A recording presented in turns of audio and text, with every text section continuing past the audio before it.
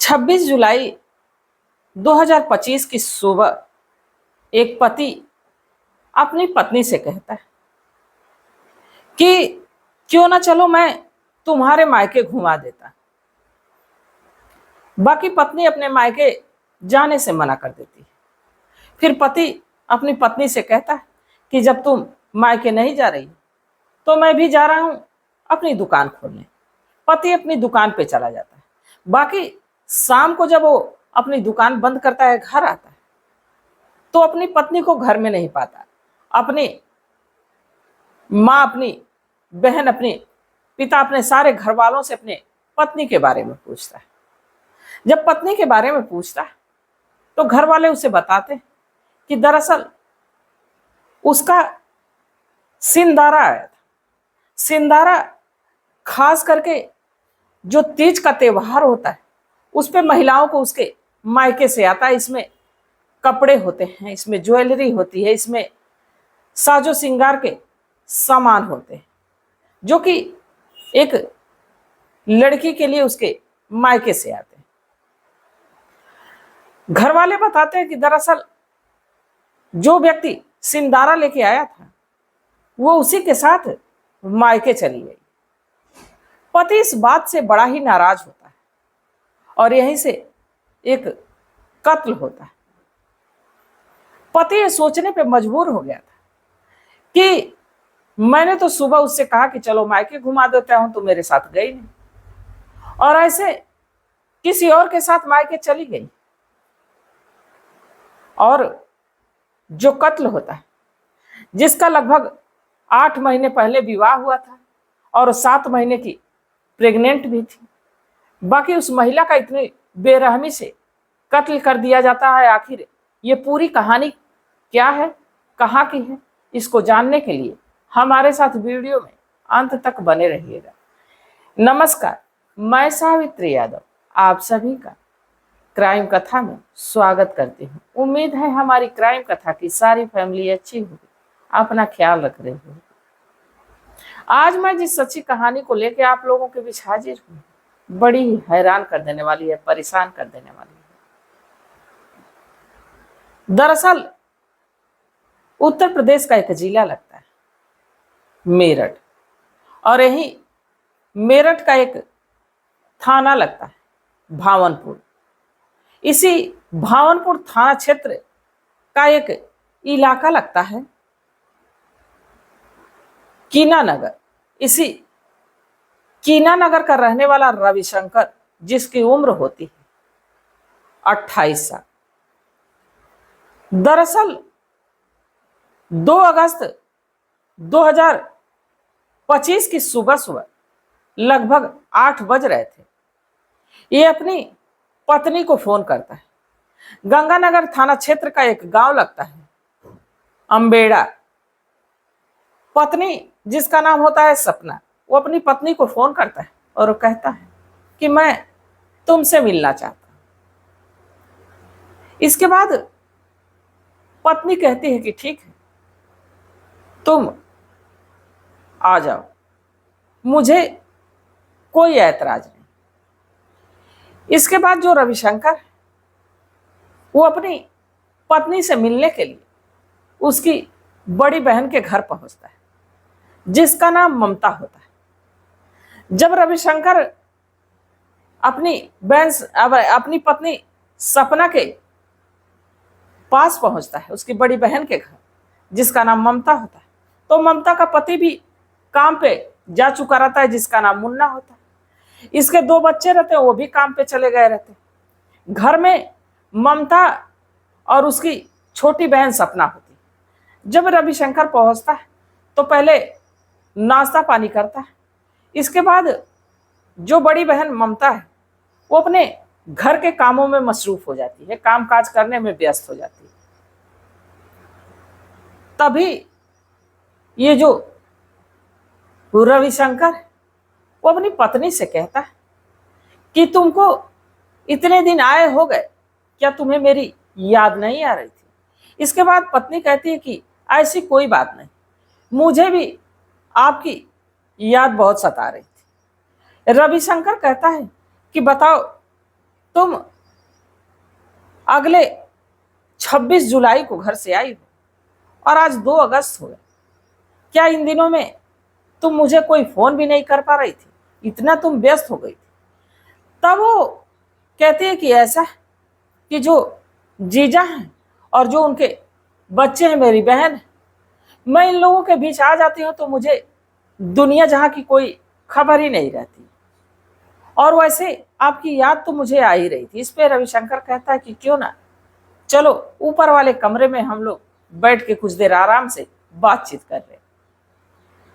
रविशंकर दूसरे माले पर अपनी पत्नी सपना को लेके जाता है, दरवाजा बंद कर देता है।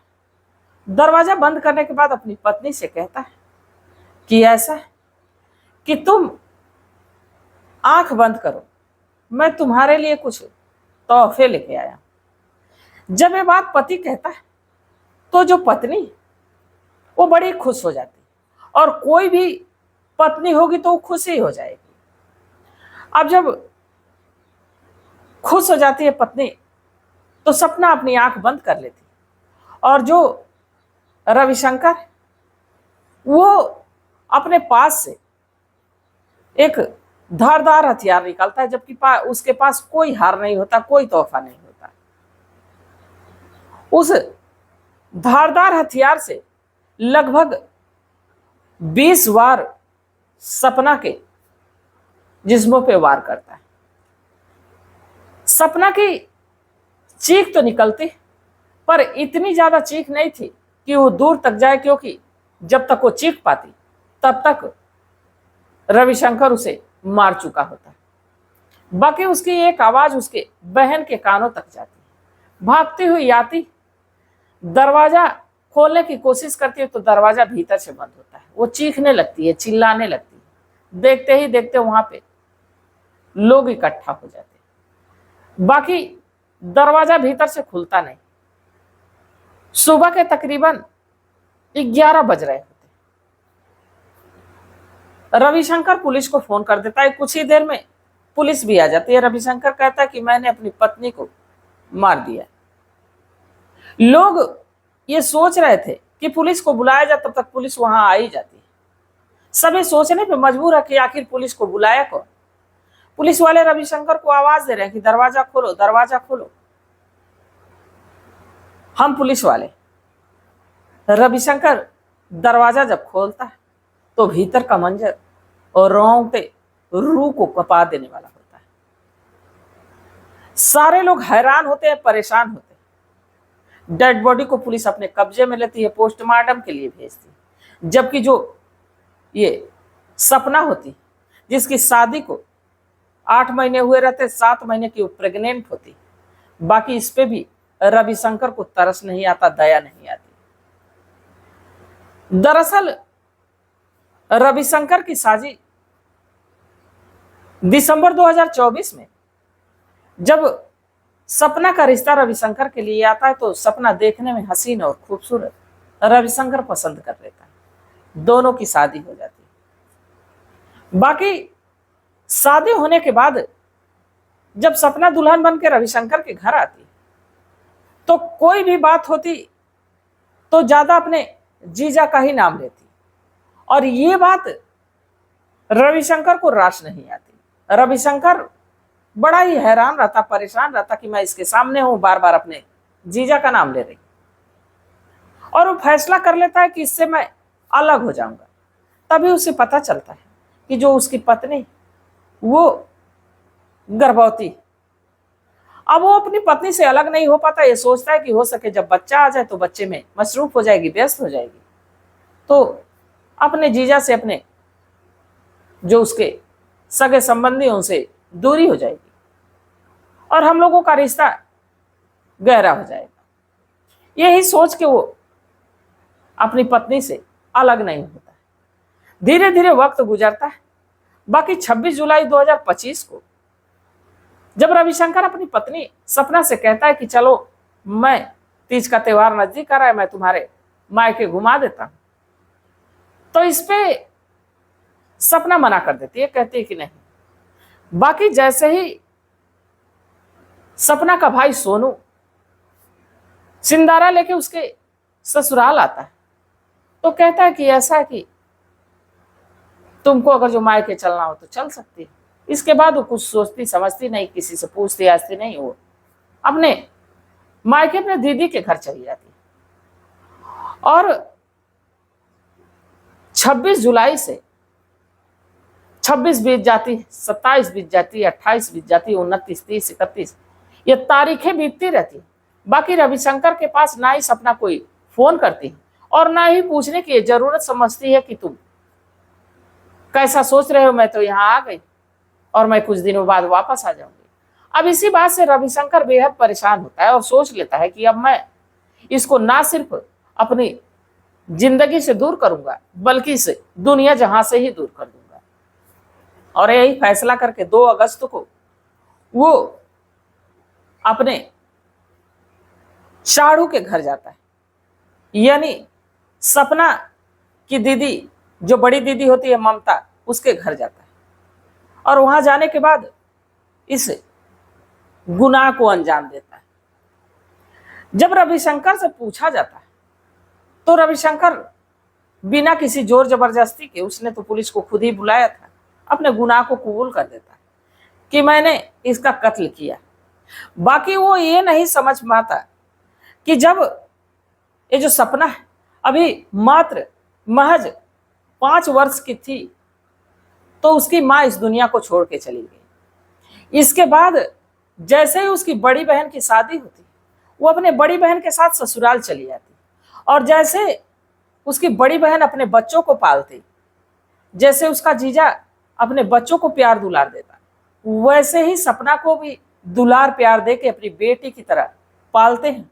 और सिर्फ पालते पोसते नहीं, सिर्फ पढ़ाते लिखाते नहीं, बल्कि उसकी शादी भी रविशंकर के साथ वही लोग करते हैं। बाकी शायद रविशंकर इस रिश्ते को समझ नहीं पाए।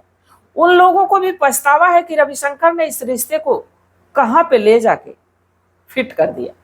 देखिए, हर बात के 2 शब्द होते हैं, 2 मायने होते हैं। अगर जो किसी शब्द को अच्छे जगह लगाओ तो अच्छा बन जाता है, अगर जो बुरे जगह लगाओ तो बुरा बन जाता है। रविशंकर अगर जो ये सोचा रहा था कि जब हमारी पत्नी 5 वर्ष की थी तब से उसके दीदी और जीजा उसे संभाल रहे हैं, उसको अपनी बेटी की तरह पाले पोसे, उसको अपनी बेटी की तरह कन्यादान करके शादी की और उसी पत्नी पे वो शक करके उसको मौत के घाट उतार दिया, जबकि ये जानते हुए कि वो उसके बच्चे की मां बनने वाली, लगभग 7 महीने की प्रेग्नेंट है। तो फिलहाल में तो इस व्यक्ति को जेल के सलाखों के पीछे डाल दिया गया। अब कानून तय करेगा कि इसको कौन सी सजा मिलेगी।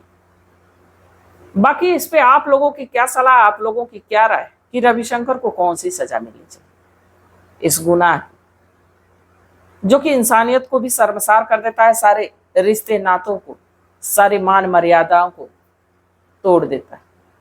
क्या किसी की सोच, किसी की नीयत इस कदर गिर सकती है कि किसी खास रिश्ते को भी वो ऐसी नजरों से देख सकता है?